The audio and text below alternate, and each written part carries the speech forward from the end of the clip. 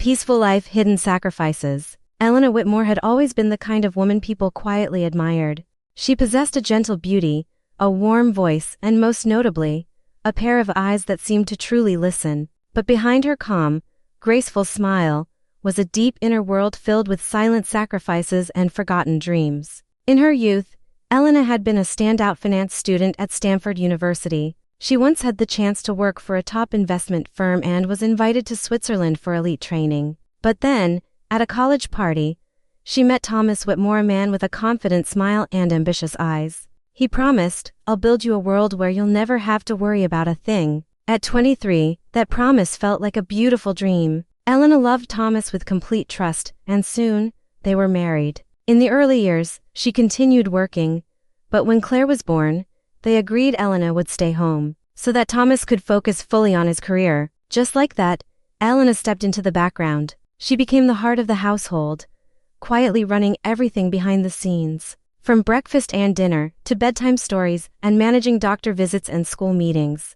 She even helped Thomas choose the right tie for his important meetings. Their home was tidy and warm, with a rose garden and fresh apple pies every weekend. To the neighbors, the Whitmores were perfect. To other moms, Elena was the woman everyone aspired to be. To Thomas, she was simply always there, a constant, unacknowledged presence. At night, Elena would sit alone, staring at finance books that once sparked joy. She'd flip through pages, then put them back. "I'm happy," she'd whisper. "This was my choice, wasn't it?" But deep inside, she felt herself fading. The silent sacrifices piled up, unnoticed by anyone. She forgot what it felt like to be praised for her own accomplishments. Thomas rose in his career, becoming CFO, traveling constantly. Elena, ever patient, listened to his complaints without saying a word. One day, she looked at herself in the mirror, older, wiser yet more distant from who she once was. "Am I still living true to myself?" she asked silently, but the thought was drowned by Claire calling from downstairs. The next morning, Elena woke up early, made coffee, baked cinnamon waffles. It was Claire's graduation day, a proud, important day. No one knew that this peaceful morning would be the prelude to an unimaginable unraveling. Signs of betrayal, secrets uncovered.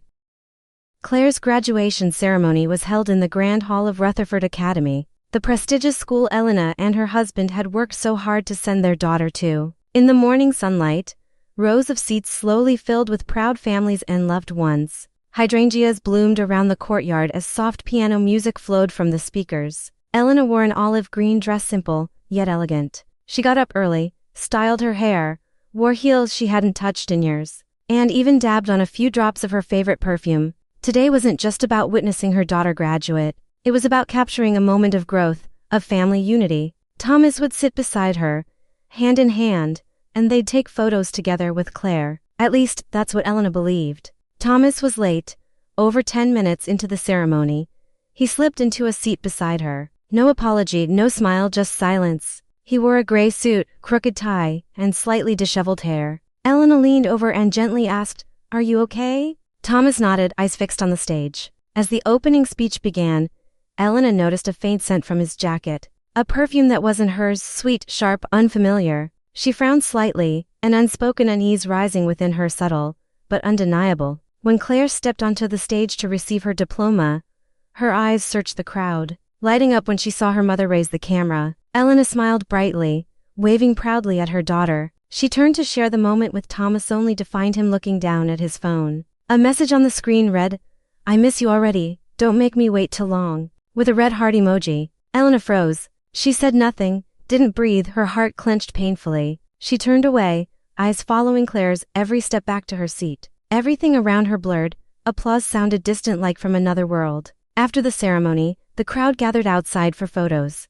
Thomas said he had to take a work call and quietly slipped away. Elena kept her smile for Claire, hugged her tight, posed for pictures, as if nothing had just shattered her world. That night, after they returned home, Thomas claimed he was tired and went to bed early. Elena sat alone in the living room, phone in hand. She didn't want to believe what she'd seen, but her instincts honed through silence were screaming. She opened her laptop and logged into their joint bank account. There were suspicious transactions, expensive restaurant dinners midweek, charges at a seaside hotel, and flower deliveries to unfamiliar addresses. Addresses Thomas never mentioned. Elena printed every statement, each number, date, and line. Pieces of a puzzle forming a truth louder than any excuse. 3 nights later, she followed Thomas after he said he had a late meeting. His car stopped at a luxury apartment in the city center. Elena watched from her car, gripping the steering wheel. 10 minutes later, Thomas entered the building holding a bouquet of flowers. She didn't need to ask who was behind that door. She didn't cry, didn't scream, no melodrama. She simply drove home. That night, she stayed awake, sitting at the dining table. Before her lay the printed bank statements, some photos from her phone camera, and a new notebook where she began writing down everything she had to do. She didn't know how much longer she could endure, but she knew one thing: her life would never be the same again. The next morning, she watched Thomas eat breakfast as if nothing had happened. He thanked her for the coffee, complimented the crispy eggs, and left for work. Elena smiled softly. She knew enough. The plan for revenge, gathering evidence. Elena was no longer the woman who turned a blind eye to betrayal. For over 20 years of marriage, she had grown accustomed to standing in the background, yielding the spotlight to her husband, caring for their daughter, and giving up the promising financial career she once passionately pursued.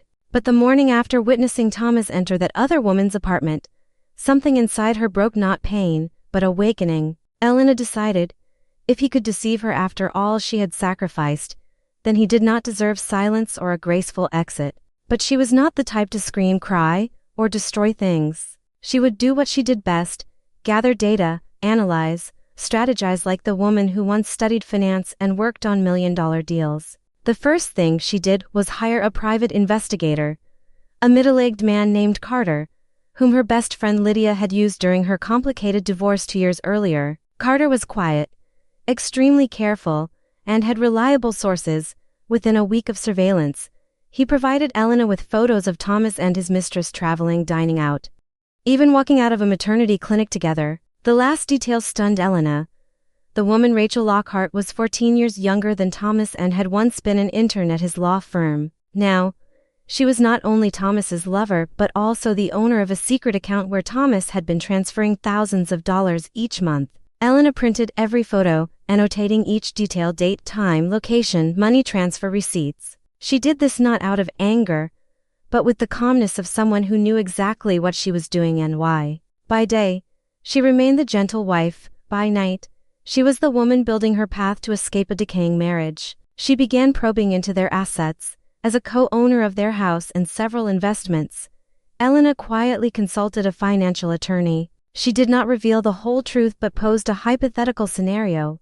If I divorce but want full custody and a fair division of assets, what should I do? The attorney, a firm woman named Gwen, gave her a knowing look. First, gather financial evidence and don't let emotions bait you. Elena nodded. She opened a separate account and began transferring small sums from the side consulting work she had quietly taken on. She also started keeping a journal of Thomas's suspicious behaviors, late nights, clumsy lies, and phone calls from Rachel while Thomas was in the shower. Piece by piece, the puzzle was coming together. Claire, her daughter, began noticing changes. "Mom, you've been different lately.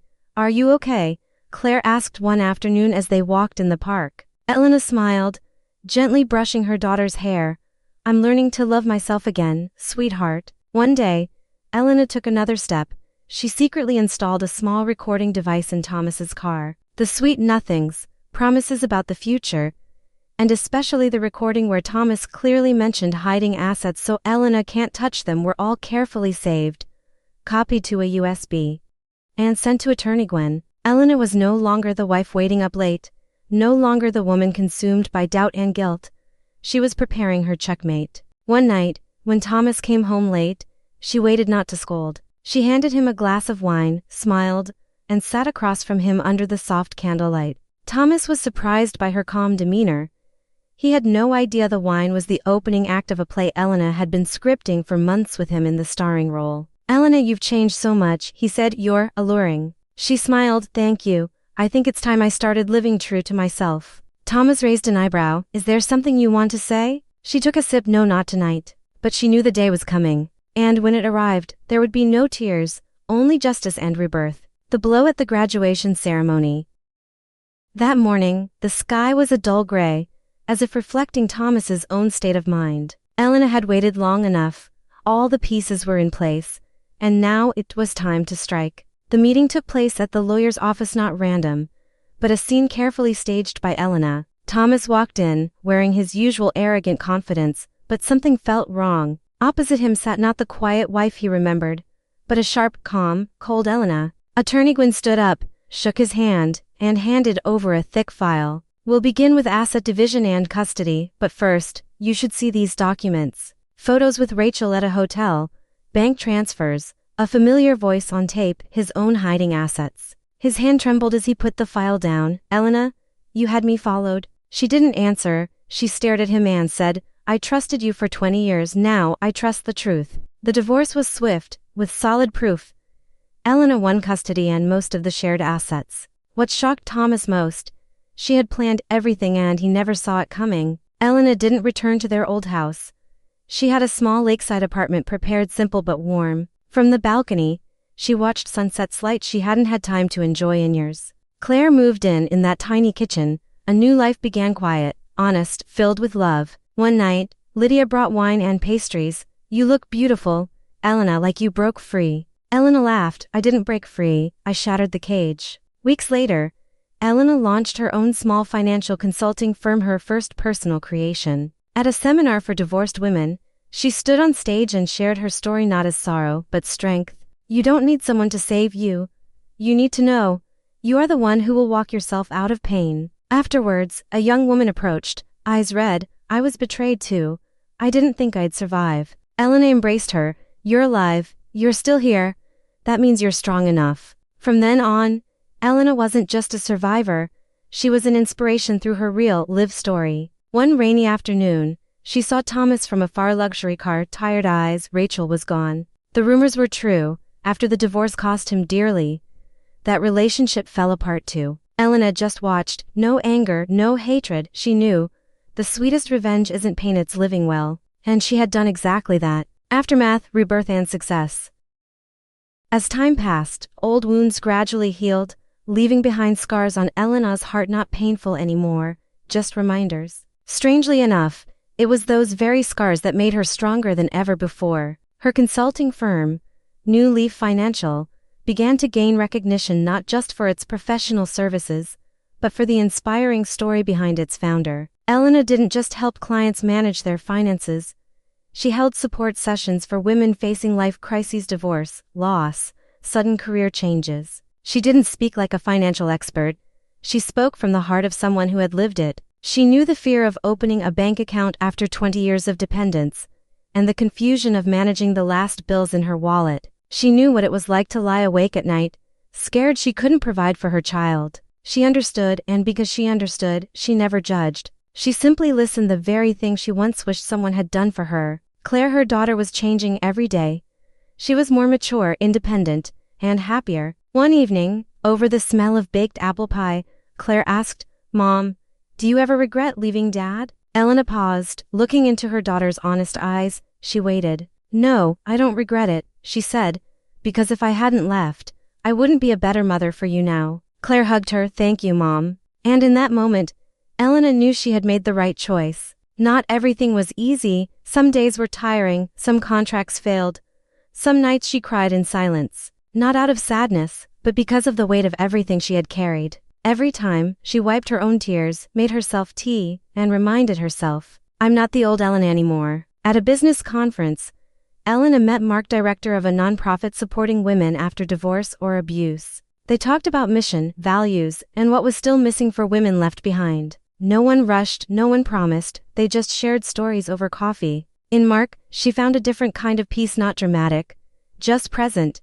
He listened without judgment. She didn't name it, no expectations, just to people rebuilding, piece by piece, with sincerity. One late autumn afternoon, Elena stood on the balcony watching golden leaves fall slowly. Beside her, Claire read a book, and soft jazz played on the radio. Life was no longer luxurious, but each day felt real. She smiled and whispered, like closing a chapter, "I don't need anyone to complete me anymore. I've completed myself." Elena's story didn't end with a wedding or a grand finale, just one simple truth. A woman who dared to choose herself again, and lived as though she had never been broken. And that sometimes is the greatest victory of all. The finale, an important added scene. A year had passed since that fateful graduation day, the end of a marriage, and the beginning of a new self. Elena was no longer the woman who endured in silence. She had become a symbol of rebirth through actions, not words. That spring, she was invited as the keynote speaker at an international financial conference for women. She stood on stage, facing hundreds of admiring women from students to single mothers seeking hope. Elena told her story. She didn't hide the pain or glamorize success. She spoke of betrayal, of sleepless nights worrying about school fees, of trembling with her first loan application, but also of victories: the first client contract, Claire's smile in their old car, and peaceful afternoons with tea. At the end, she said only one thing: don't let anyone else write the story of your life. The audience rose in applause. Many cried not from pity, but from realizing their own strength. In the months that followed, New Leaf Financial opened a second branch. Elena stepped back and built a team of women who had overcome crisis experts, who listened and empowered. Elena gave more time to herself, walking, reading for pleasure, sketching, and embracing silence. She no longer feared the quiet, she welcomed it as healing. Claire was preparing for college. One day, while setting up her dorm, Claire handed Elena a purple notebook. "Open it, Mom." On the first page were the words, "To Mom, the one who taught me that women don't need to be rescued, they just need to believe in themselves." Elena went still, tears in her eyes. She embraced her daughter, no words, just the rhythm of their hearts, strong and calm. Mark was still part of her life as a companion. They didn't live together or intrude, but were there when it mattered. Elena didn't need anyone to carry her world, but she no longer feared sharing it either. One summer afternoon, while watering her balcony plants,